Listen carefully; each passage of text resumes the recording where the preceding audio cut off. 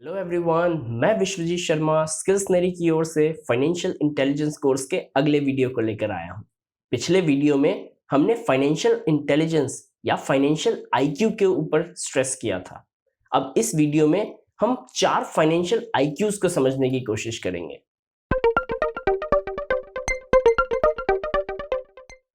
There are 4 basic financial IQs.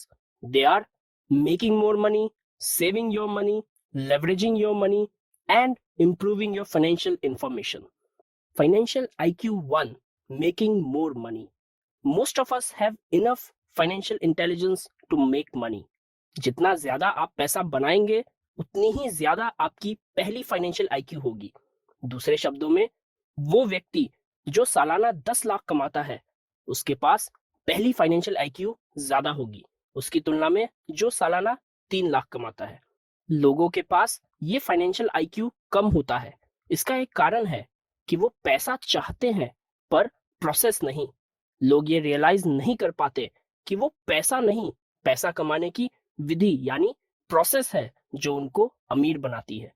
यही कारण है कि बहुत सारे लॉटरी विनर्स या वो बच्चे जो अपनी पुश्तैनी संपत्ति के वारिस होते हैं वो पैसा खो देते हैं। ऐसा इसलिए क्योंकि उनको पैसा तो मिल जाता है पर उनको पैसे कमाने की प्रोसेस से नहीं गुजरना पड़ता। बहुत सारे लोग इसलिए भी अमीर नहीं बन पाते क्योंकि फाइनेंशियली रिच और स्मार्ट बनने के प्रोसेस को सीखने से ज्यादा वे अपने स्थिर तनख्वाह को महत्व देते हैं। अपने स्टेडी सैलरी को खोने के डर से वे उसको इन्वेस्ट ही नहीं करते। यही डर उनको चांस लेने से रोकता है। अपने पहले फाइनेंशियल आईक्यू को बढ़ाने का पहला स्टेप ये डिसाइड करना है कि आपके लिए पैसे बनाने का सबसे अच्छा तरीका क्या है।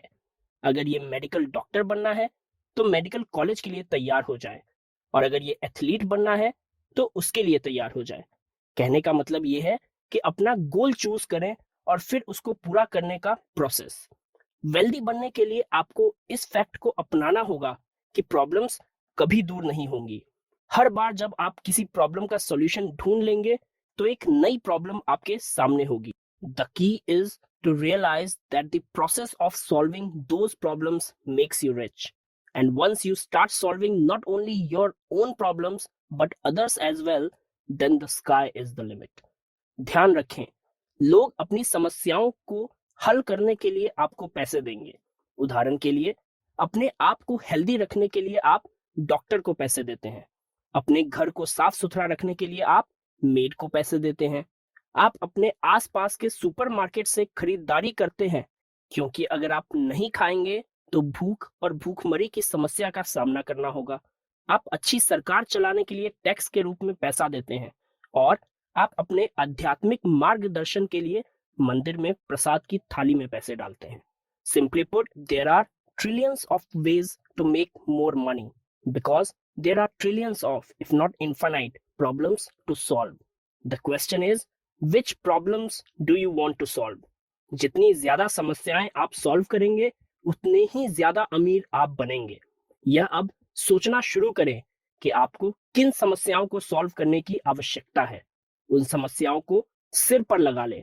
देखना, पैसा आपको फॉलो करेगा, और जब आपके पास पैसा आ जाए तो आपको उसे बचाने के लिए अपनी फाइनेंशियल इंटेलिजेंस के प्रत्येक समझ को यूज करके उसे आगे बढ़ाने की आवश्यकता है। Financial intelligence 2, saving your money. पैसा बनाने की तुलना में पैसा खर्च करना बहुत आसान है। ज्यादातर लोगों को पता होता है कि उन्हें सेव और इन्वेस्ट करना चाहिए, पर समस्या ये है कि अपने खर्चों का भुगतान करने के बाद ज्यादातर लोगों के पास ऐसा करने के लिए पैसे बचते ही नहीं है। इसका कारण ये है कि वे सेविंग्स और इन्वेस्टमेंट को लीस्ट प्रायोरिटी समझते हैं। वॉरेन बफे ने सिंपल इक्वेशन दी है, income minus savings is equal to expense. It means don't save what is left after spending, rather spend what is left after saving. अगर आप wealthy बनना चाहते हैं तो आपको अपनी आज की कमाई का थोड़ा भाग भविष्य के लिए साइड करना होगा। पहले सेव करने से आप इस समस्या को दूर कर देंगे कि महीने के अंत में आपके पास पैसे ही नहीं बचे। ये याद रखें, खर्च करने से पहले सोचें, इंतजार करें और मूल्यांकन करें। हर बार जब आप किसी ऐसी चीज पर पैसा खर्च करते हैं जो आपको रिटर्न्स नहीं देती तो आप अपने आने वाले कल को सेक्रीफाइस करते हैं। Financial IQ 3, leveraging your money.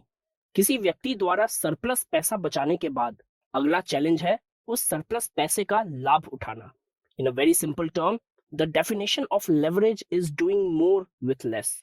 ज्यादातर लोग अपने फाइनेंशियल सरप्लस को अपने बैंक के सेविंग्स अकाउंट में सेव करते हैं। हालांकि यह लेवरेज उठाने का इंटेलिजेंट तरीका नहीं है।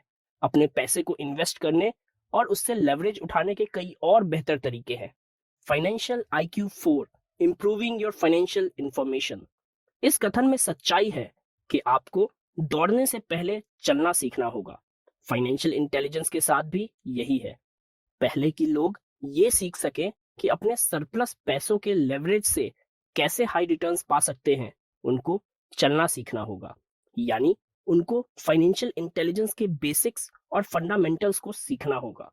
लोग अपने पैसे से लेवरेज उठाने में इसलिए भी स्ट्रगल करते हैं क्योंकि उनको ये सिखाया गया है कि अपने पैसों को फाइनेंशियल एक्सपर्ट्स जैसे बैंकर्स और म्यूचुअल फंड मैनेजर्स के ऊपर छोड़ देना चाहिए। पर अपने पैसों को फाइनेंशियल एक्सपर्ट्स के ऊपर छोड़ने में समस्या ये है कि आप नहीं सीख पाते। ऐसा करने पर आप अपनी फाइनेंशियल इंटेलिजेंस को नहीं बढ़ा पाते और आप खुद के फाइनेंशियल एक्सपर्ट नहीं बन पाते। अगर कोई और आपके पैसों को मैनेज करता है और आपकी फाइनेंशियल प्रॉब्लम सॉल्व करता है तो असल में आप उस व्यक्ति की फाइनेंशियल इंटेलिजेंस को अपने पैसे के बदले बढ़ाते हैं, जो बिल्कुल भी बुद्धिमानी नहीं है, मूर्खता है। दरअसल अगर आपके पास फाइनेंशियल इंफॉर्मेशन की मजबूत फाउंडेशन है तो आप अपने फाइनेंशियल इंटेलिजेंस को आसानी से बढ़ा सकते हैं। पर अगर आपका फाइनेंशियल IQ कमजोर है तो नए फाइनेंशियल इंफॉर्मेशंस कंफ्यूजिंग हो सकते हैं। आपके फाइनेंशियल एजुकेशन के लिए डेडिकेटेड होने से ये बेनिफिट होता है कि समय के साथ जैसा एक मैथमेटिशियन कॉम्प्लेक्स इक्वेशन को सालों की प्रैक्टिस के बाद सॉल्व कर लेता है, वैसे ही आप भी फाइनेंशियल इंफॉर्मेशन के सोफिस्टिकेटेड और कॉम्प्लेक्स टर्म्स को समझ जाएंगे। But again, you need to learn to walk before you can run. So let us first know all about what is required to be financially intelligent. तो इन चारों financial IQs को अच्छे से समझे। यही 4 IQs आपको अमीर बनाएंगे। अब अगले वीडियो में हम कुछ फाइनेंशियल कॉन्सेप्ट्स या टर्म्स को एक एक कर समझेंगे।